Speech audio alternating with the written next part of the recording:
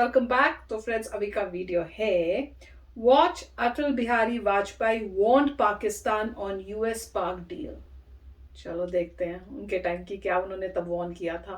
तो वीडियो शुरू करते हैं, पर वीडियो शुरू करने से पहले अगर आप चैनल पर नए हो और आपने अभी तक सब्सक्राइब नहीं किया तो जल्दी से पहले सब्सक्राइब के बटन और बेल आइकन को क्लिक कर लो ताकि आपको हमारे सारे न्यू वीडियोस के नोटिफिकेशन मिल जाएं जैसे हम अपलोड करें।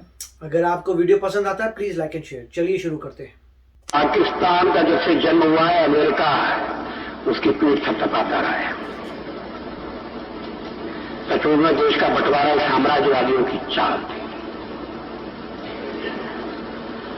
शीत युद्ध का सहारा लेकर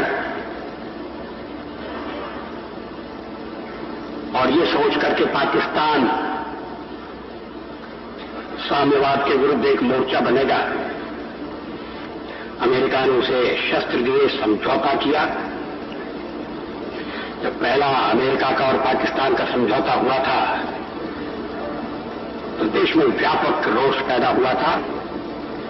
राष्ट्रीय संकल्प को प्रकट करती कविताएं, एक नहीं दो नहीं करो 20 समझौते, ये पाकिस्तान से कहा गया है। एक नहीं दो नहीं करो 20 समझौते पर स्वतंत्र भारत का मस्तक नहीं झुकेगा। अगणित बलिदानों से अर्जित यह स्वतंत्रता, अगणित बलिदानों से अर्जित यह स्वतंत्रता, अश्रुस्वेद शोणित से सिंचित यह स्वतंत्रता, त्याग तेज तप बल से रक्षित यह स्वतंत्रता, दुखी मनुजता के हित अर्पित यह स्वतंत्रता। इसे मिटाने की साजिश करने वालों से कह दो चिनगारी का खेल बुरा होता है। इसे मिटाने की साजिश करने वालों से कह दो चिनगारी का खेल बुरा होता है। औरों के घर आग लगाने का जो सपना वह अपने ही घर में सदा खड़ा हो। आजकल के टाइम में दिख रहा है। अपने ही हाथों तुम अपनी कब्र न खोदो, अपने ही हाथों तुम अपनी कब्र न खोदो, अपने पैरों आप कुल्हाड़ी नहीं चलाओ। ओ नादान पड़ोसी अपनी आंखें खोलो, आजादी अनमोल न इसका मोल लगाओ। पर तुम क्या जानो आजादी क्या होती है, पर तुम क्या जानो आजादी क्या होती है। तुम्हें मुफ्त में मिली न कीमत गई चुकाई। अंग्रेजों के बल पर 2 टुकड़े पाए हैं, मां को खंडित करते तुमको लाज ना आई। अमेरिकी शस्त्रों से अपनी आजादी को दुनिया में कायम रख लोगे यह मत समझो। अमेरिकी शस्त्रों से अपनी आजादी को दुनिया में कायम रख लोगे यह मत समझो। 10-20 अरब डॉलर लेकर आने वाली बर्बादी से तुम बच लोगे ये मत समझो।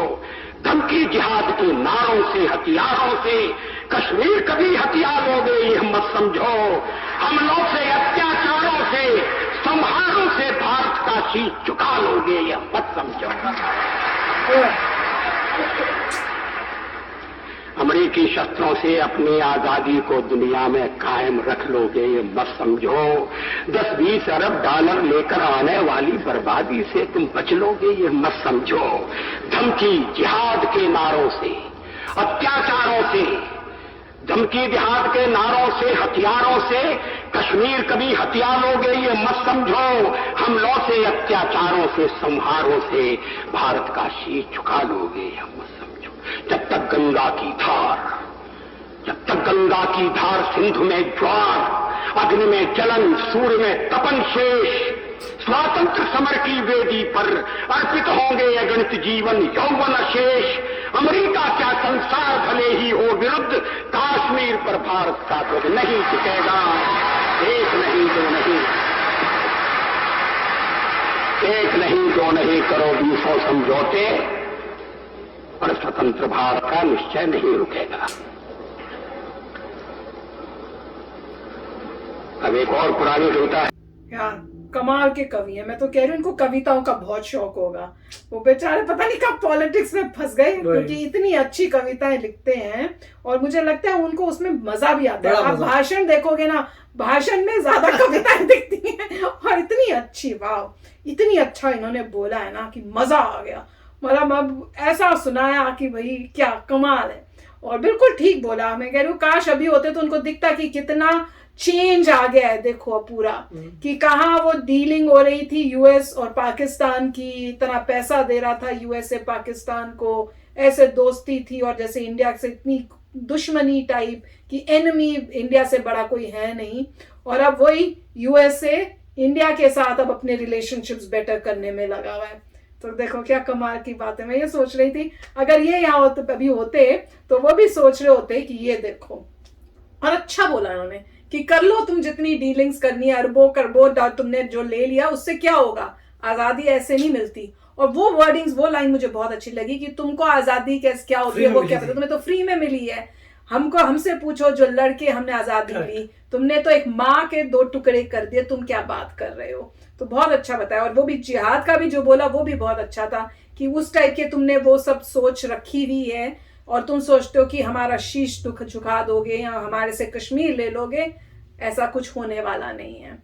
तो बहुत ही अच्छा था, बहुत ही अच्छा, मजा आ रहा था सुनने में। और वो कह रहे थे कि अच्छा एक और भी है, एक करने के बाद वो कहने लगे कि मैं दूसरी भी करता हूँ, पर वीडियो ही काट दी। तो मुझे लगता है उनको या तो ये कोई कवि सम्मेलन टाइप होगा जिसमें वो कर रहे होंगे, या वो अपना बता रहे थे और जो भी अपना एक्सप्रेस करना है, उन्होंने कविताएं लिखते हैं अपने फ्री टाइम में, जब उनको, कई लोग होते हैं ना कि टीवी देख लिया या कुछ और कर लिया, मेरे को लगता है इनका रिलैक्सेशन टाइम होता है तब ये कविताएं लिखते हैं। और मैंने कई बारी ऐसे कई जहाँ पे सब कवि सम्मेलन होते हैं, तो मैंने कई बारी कई बहुत ही बड़े बड़े जो कवि हैं उनके मुंह से भी सुना था कि वो जो है अटल बिहारी वाजपेयी के फैन हैं, उनको अपना गुरु टाइप मानते हैं, और कई बारी अपनी कविताएं उनको बोलते थे कि आपको मैं भेज रहा हूँ, आप पढ़ के बताओ आपको कैसी लगी। और ये उनके मेरे ख्याल से उस टाइप के टीचर थे कि उनको बताते थे कि ये बढ़िया है या यहाँ पे तुम ठीक करो या कुछ, उसके बाद पढ़ के अपना जो फीडबैक होता था उनको देते थे। तो सब इनको मानते थे कि अपने कवि पूरे ग्रुप में, ये कवि सम्मेलनों में भी जा जाके उन्होंने बोला हुआ अपनी कविताएं सुनाई हुई हैं, और ये वहां पे उसमें पूरा इस टाइप से इन्वॉल्व थे।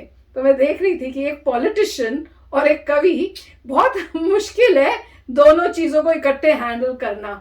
तो वही बात है कि इसलिए वो कहते हैं ना कि एक्चुअल पॉलिटिशियन नहीं थे इनका। अगर आप देखो कई ऐसी इंटरव्यूज में या लोगों ने बोला हुआ है, ऑपोजिशन भी बोलती थी कि जब हम अच्छा काम करते थे तो हमें ये बोलते भी थे अच्छा, और अगर किसी कोई काम देना और सोचना है कि किसको ये काम देना है, तो ये नहीं सोचते थे कि ऑपोजिशन पार्टी का कोई लीडर है उसको ना दें, क्योंकि क्रेडिट फिर ऑपोजिशन को जाता है। जो कैलिबर जिसका है और लगता था करेंगे, इमटेरियल वो देते। मेरे को याद है हमने वो इंटरव्यू एक सुनी थी, उन्होंने कहा था कि ये इनकी खासियत होती थी कि जो बंदा काम ठीक कर सकता है उसको देना, ये तब पार्टी वार्टी नहीं सोचेंगे। तो वही मैं सोच रही थी, कमाल, मजा आ गया। बहुत अच्छा था, बहुत ही अच्छा। यही है, देखिए उनका जो पैशन था वो कविता में था, कविता लिखना, कविता बोलना, और जब वो डिलीवर करे थे आप उनका देखिए कितने खुश थे, कितने खुशी थी, उनको मजा आ रहा था सुना। उन्होंने एक पोएम लिखी है, और पोएम उन्होंने, क्योंकि अब वो पॉलिटिक्स में आ गए तो उन्होंने पॉलिटिक्स के बारे में पोएम लिखी। नॉर्मली वो और किसी के बारे में बोलते, मोदी देशभक्ति के बारे में बोलते, बट यहाँ पे उन्हें पोएम लिखी है between US and Pakistan deal. तो यूएस एंड पाकिस्तान डील के टॉपिक पे एक उन्होंने पोएम लिख डाली, कमाल की, और बहुत ही अच्छी पोएम थी, और जिस तरह से वो डिलीवर कर रहे थे, लोगों को बता रहे थे, और वो भी अच्छा लगा। और एक और भी उनके पास बहुत होंगी, तो उनको यही था कि चलो अच्छा है कि मैं, और इससे बहुत ही खुशी मिलती है कि ऐसे मतलब लिटरेट और इतने पढ़े लिखे, इतने इंटेलिजेंट अगर होते प्राइम मिनिस्टर बहुत समय तक, तो कंट्री का कितना भला हो चुका होता है।